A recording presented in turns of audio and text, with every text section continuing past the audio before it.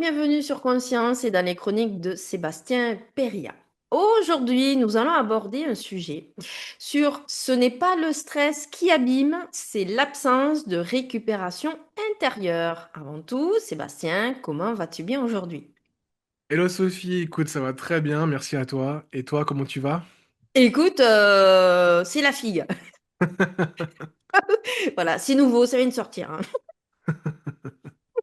Ouais, comme toujours là, toujours l'énergie comme d'habitude. C'est ça, c'est ça, c'est ça. Alors, donc justement, à quel moment as-tu senti que ton élastique intérieur était tendu mais jamais relâché? Alors je crois que je l'ai senti quand j'ai réalisé que je me posais plus vraiment, tu vois, même quand je m'arrêtais. Extérieurement, je faisais des pauses, je levais le pied, je dormais, tu vois, comme tout le monde. Mais à l'intérieur, quelque chose restait tendu en permanence. Comme un élastique, tu vois, qu'on tire doucement jour après jour, sans jamais lui permettre de revenir à sa forme naturelle. Ce moment-là n'a pas été spectaculaire. Il y a pas eu de rupture nette, juste une accumulation, une sensation, tu vois, une sensation que tout demandait un effort. Même ce qui avant bah, se faisait du bien, tu vois. Je me suis rendu compte que je passais d'une tension à une autre sans jamais revenir au point neutre. Comme si mon système intérieur avait oublié ce que voulait dire en fait relâcher vraiment en fait. Ce n'est pas que j'ai compris quelque chose d'important, c'est que le problème n'est pas le stress en lui-même. Le stress fait partie de la vie. Il nous met en mouvement, il nous permet de répondre, de nous adapter aussi. Mais le vrai problème, c'est quand le stress devient continu, parce qu'il n'a plus d'espace parce qu'on n'a plus d'espace de récupération intérieure, plus de, plus de moments où l'on revient à soi, où se pose sans objectif, sans pression, sans attente. J'ai vu ça chez moi, comme je le vois chez beaucoup de personnes. On vit avec un élastique intérieur constamment tendu. On s'y habitue et on appelle ça le rythme, les responsabilités, la réalité. Mais un élastique qui ne se relâche jamais devient pas plus solide. Il devient beaucoup plus fragile. Il perd sa capacité d'adaptation. Et un jour, bah, ne casse pas forcément brutalement, mais il revient juste pas en fait. Et ce qui est trompeur, c'est que quand ça, tant que ça tient, on pense que tout va bien. On continue à fonctionner, on continue à faire face, mais à l'intérieur, l'information n'est plus intégrée. Les émotions s'accumulent, les tensions euh, s'impriment dans notre corps. Et ce qu'on appelle fatigue, irritabilité, perte de clarté ou saturation mentale, c'est souvent un signe que le système n'a plus d'espace pour se réguler en fait. Quand j'ai commencé à regarder ça avec honnêteté, bah, j'ai compris que je confondais repos et arrêt. S'arrêter, ce n'est pas forcément se régénérer. On peut s'arrêter physiquement tout en restant intérieurement contracté. Euh, penser, penser à ce qu'il faut faire après, c'est anticiper. Se juger, se juger de ne pas faire assez, se mettre en une pression, même quand des moments bah, sont censés être calmes en fait. Et le moment où on sent que notre élastique intérieur est trop tendu, c'est quand j'ai réalisé que je savais plus revenir naturellement à un état de calme intérieur. Pas un calme artificiel, un calme simple, stable et disponible, tu vois. Et ça, c'est un problème individuel. C'est devenu, et c'est pas, justement, ce n'est pas un problème individuel, parce que c'est devenu un mode de fonctionnement collectif. Cette question, tu vois, comme cette question qu'on vient de poser, elle est importante parce qu'elle nous oblige à arrêter de diaboliser ce stress pour regarder ce qui nous manque vraiment. Ce qui nous manque vraiment, c'est sûrement un espace de récupération intérieure réel. Des moments où l'on ne produit rien, où l'on ne se prouve rien, on ne tient rien en fait. Juste des moments où l'on se permet à notre système de se réajuster. Parce que ce n'est pas le stress qui abîme à long terme, c'est l'impossibilité de relâcher après. Selon toi, quelles sont les activités qui te donnent l'illusion de te reposer mais ne te régénèrent pas vraiment? Alors tu vois, pendant longtemps, J'ai cru que je me reposais, tu vois. En réalité, je me distrayais. Je coupais, je changeais d'air, je remplissais le temps autrement, mais je revenais jamais, voilà, je ne revenais pas à moi en fait. Et c'est une confusion très répandue aujourd'hui dans notre vie actuelle en fait. On confond repos, distraction et anesthésie douce, tu vois. Ce sont souvent des activités socialement acceptées, parfois même valorisées. Tu vois, regarder une série, faire défiler du contenu, s'occuper l'esprit, sortir, discuter, faire du sport à haute intensité, se plonger dans un projet, plaisir. Eh ben, sur le moment, ça soulage, mais ça détourne l'attention. C'est donner l'impression de décrocher, mais intérieurement, la tension reste là en fait. Elle est juste recouverte. Alors je me suis rendu compte que certaines activités me demandaient encore de l'énergie. Pas une énergie physique forcément, mais une énergie mentale. Tu vois, choisir, réagir, absorber des informations, rester connecté. Même dans des moments-là, bah, mon système ne se reposait pas vraiment. Il changeait simplement de mode. Et c'est comme si, au lieu de sortir de... bah, voilà, pardon. C'est comme si, au lieu de sortir de l'eau pour respirer, bah, je nageais juste plus lentement. Ce n'était pas, c'était pas un danger immédiat, mais je revenais jamais au rivage, en fait. Et à la longue, bah, ça fatigue autant que de nager à contresens. Ce qui m'a frappé, en fait, c'est de voir à quel point ces fausses formes de repos sont devenues des normes aujourd'hui. On appelle ça du temps pour soi, de la déconnexion ou des pauses. Mais si après ces moments, tu reviens aussi tendu, aussi dispersé, aussi saturé qu'avant, alors ce n'est pas de la régénération. C'est juste une parenthèse, en fait. Et la vraie récupération intérieure, bah, je l'ai compris bien plus tard. C'est elle demande pas de faire quelque chose de plus. Elle demande souvent de faire moins, mais surtout de faire autrement. Des moments sans stimulation, sans objectif, sans performance, même, tu vois, sans performance même déguisée en fait. C'est vraiment des moments où l'on essaye pas d'aller mieux, mais on s'autorise simplement à être là, présent en fait. Et ça, paradoxalement, c'est très inconfortable au début. C'est inconfortable parce que quand on enlève les distractions, ce qui remonte, c'est justement ce qu'on fuyait.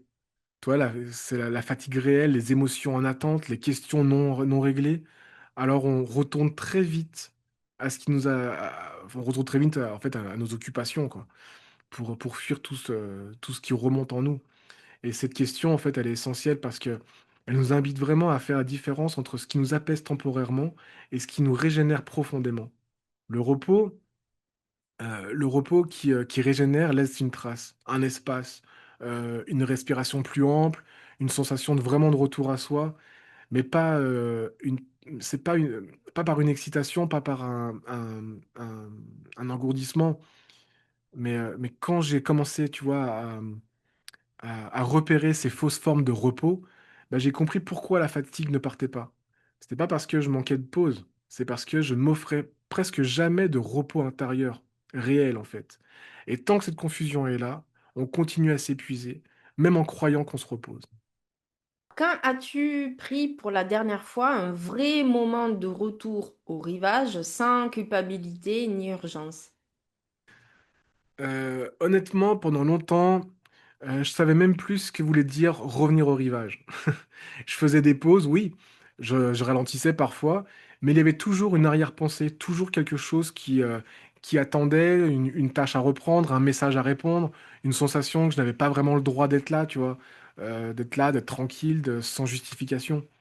Je me souviens un moment je me souviens un moment où j'ai compris ça. J'étais physiquement arrêté, mais intérieurement, tout continuait à courir. Mon corps était assis, mon esprit, par contre, lui, bah, il était déjà ailleurs. Et surtout, il y avait cette petite voix silencieuse qui me disait, toi, profite bien, hein, parce qu'après, il faudra vite repartir. Et ce n'était pas un retour au rivage, en fait. C'était une escale sous tension. Euh, Pourtant, un vrai retour au rivage, ce n'est pas juste s'arrêter, c'est cesser d'être en urgence. C'est c'est de poser le sac sans regarder l'heure, sans se demander si c'est raisonnable, sans culpabiliser, de ne rien produire, de ne rien régler, de ne rien optimiser. Et ça, pour beaucoup d'entre nous, c'est extrêmement difficile. Parce qu'on a appris que le repos devait être mérité, qu'il devait être court, qu'il devait être efficace. Alors même quand on s'autorise un moment pour soi, on le contamine avec de la pression. On peut se, on veut que ça sert à quelque chose, à, à récupérer vite, à aller mieux vite, repartir plus fort. Et sans s'en rendre compte, on transforme un espace de régénération en une nouvelle tâche à accomplir. Tu vois, l'image du rivage est importante parce que quand tu es en mer, même si tu sais nager, même si tu es solide, il y a un moment, tu dois sortir de l'eau. Pas pour toujours, juste pour reprendre ton souffle, pour te réchauffer et te réorienter. Et ben, si tu restes, par contre, si tu restes trop longtemps dans l'eau, même calme, bah, ton corps finit par s'épuiser. Et ce n'est pas un échec, c'est juste une réalité physiologique et une réalité intérieure, en fait. Euh, le, le- le dernier vrai retour au rivage pour moi, ça a été le jour où j'ai accepté de ne rien attendre de ce moment-là. Ni clarté immédiate, ni solution, ni transformation.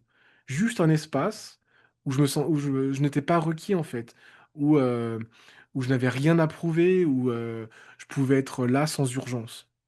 Et c'est ce moment-là où quelque chose s'est réorganisé naturellement.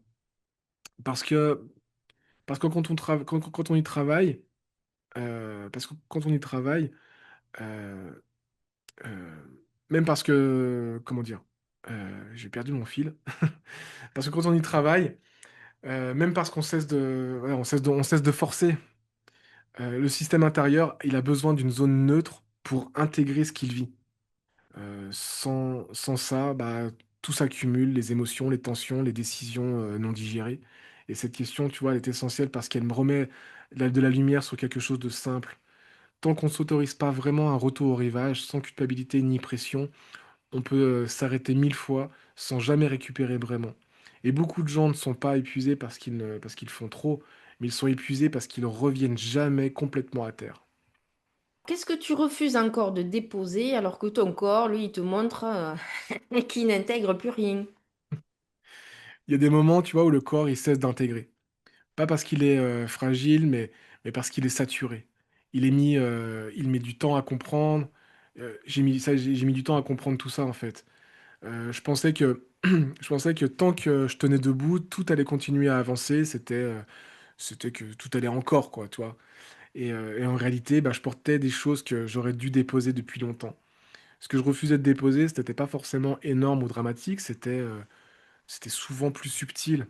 Des responsabilités prises par loyauté, des rôles endossés par habitude, des attentes que je continuais à satisfaire, même quand elles me coûtaient intérieurement, en fait. Et surtout, une posture, celle de devoir encaisser, comprendre, gérer, intégrer, sans jamais dire stop. Et le corps, lui, ne négocie pas longtemps, en fait. Quand il n'intègre plus, il le montre très clairement. Et la fatigue devient permanente. La concentration va baisser, les émotions restent à fleur de peau, les informations n'entrent plus. Tout devient lourd, comme si chaque chose, même simple, demandait un effort disproportionné. Ce n'est pas un manque de capacité, c'est quasiment un trop-plein. Donc imagine, imagine un verre que tu continues à remplir alors qu'il est déjà plein. L'eau déborde, pas parce que le verre il est mal conçu, mais parce qu'il a atteint sa limite. Et le corps fonctionne de la même manière. Tant que tu continues à ajouter sans jamais vider, il finit par dire je n'absorbe plus. Ce que j'ai compris, tu vois, c'est que déposer ne veut pas dire abandonner. Déposer, c'est reconnaître que quelque chose n'est plus soutenable dans la forme actuelle.